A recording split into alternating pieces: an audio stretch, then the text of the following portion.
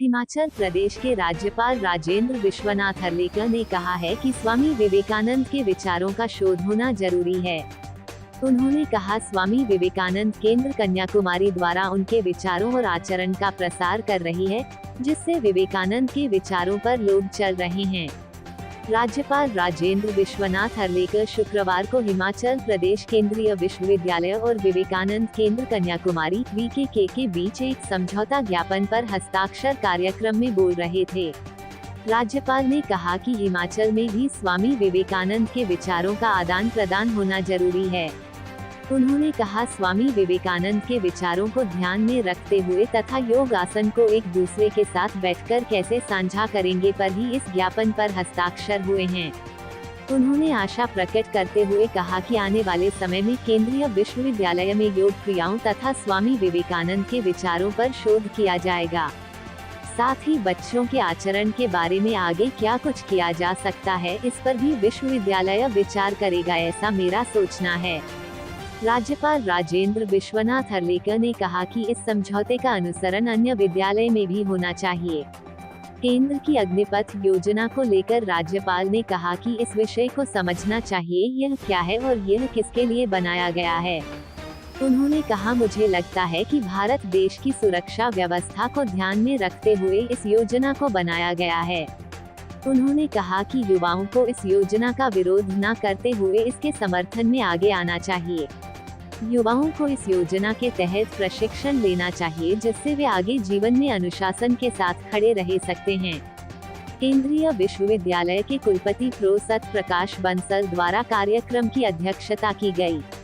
वहीं विवेकानंद केंद्र कन्याकुमारी के उपाध्यक्ष हनुमंत राव समारोह में विशिष्ट अतिथि के तौर पर उपस्थित रहे। रिपोर्ट मृगजीत निप्पी, धर्मशाला। यह अपने आप में एक बहुत अच्छा प्रसंग है, बहुत अच्छा सबको सीख देने वाली एक घटना है।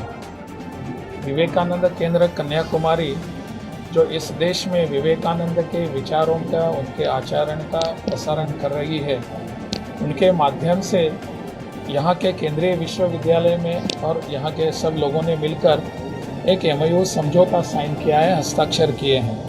वो इस विचारों को ध्यान में रखते हुए ही भी किया हो। जैसे कि शुरू में वो योग क्रिया, योगासन वगैरह इसके बारे में एक दूसरे साथ में बैठकर कैसे उसको साझा करेंगे और आगे लेकर कैसे जाना है, इस विषय पर उनका सब कुछ आज का समझौता हुआ है। आने वाले समय में मुझे लगता है यहाँ के अपने कुलपति जो है बंसल जी और उनके सभी परिवार के सदस्य यहाँ विश्वविद्यालय के सब मिलकर विवेकानंद जी के विचारों का भी यहाँ आदान प्रदान होना चाहिए, उस पर भी संशोधन होना चाहिए, शोध होना चाहिए। उसको भी बच्चों के लिए, आचरण के लिए क्या कर सकते हैं, इस पर वो विचार जरूर करेंगे, ऐसा मेरा विश्वास है। मुझे लगता है कि ऐसा जो पहला प्रयास यहाँ हुआ है, इस प्रयास का अनुकरण अन्य विश्वविद्यालयों में भी होने की आवश्यकता है। मुझे वो विश्वास है कि वो सब यहाँ इसको करेंगे। को समझना चाहिए कि क्या है वो, किसके लिए बनाया गया है, ये योजना बनाई गई है।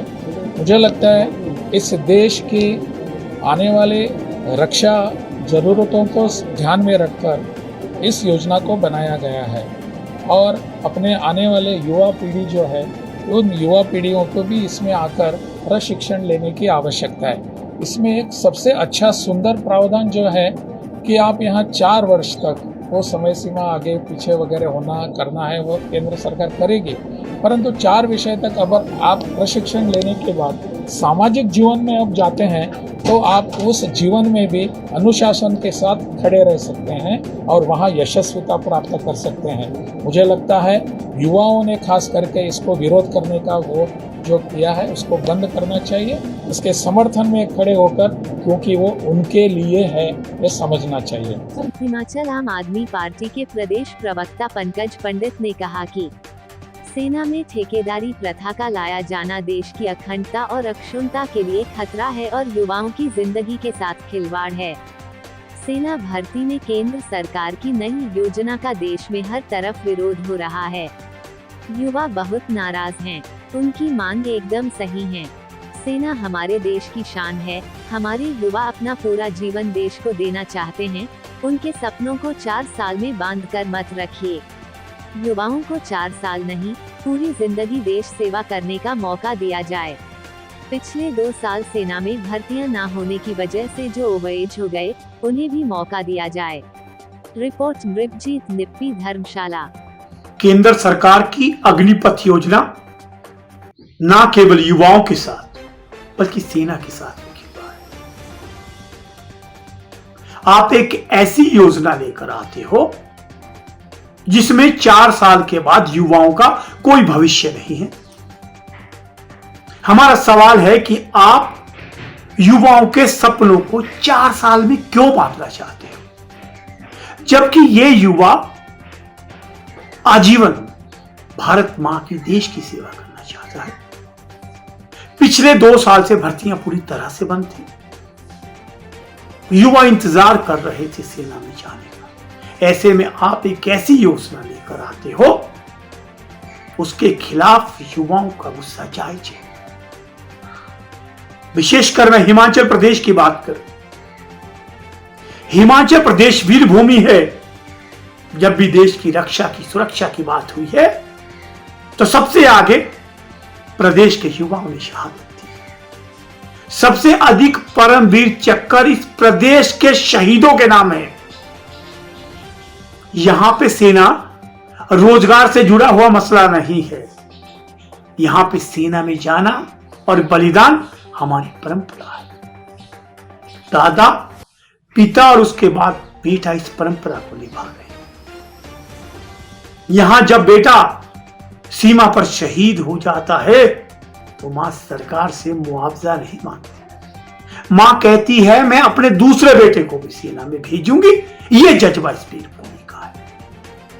ऐसे में आप एक ऐसी योजना ले आते हो जिसमें न सेना का सम्मान है और युवाओं के भविष्य के साथ भी खिलवाड़ है। आम आदमी पार्टी के नेता माननीय अरविंद केजरीवाल जी ने स्पष्ट कर दिया है कि युवाओं के सपनों को मत बांधिए। अगर वो देश की सेवा ताउम्र करना चाहता है, उसे मौका दीजिए।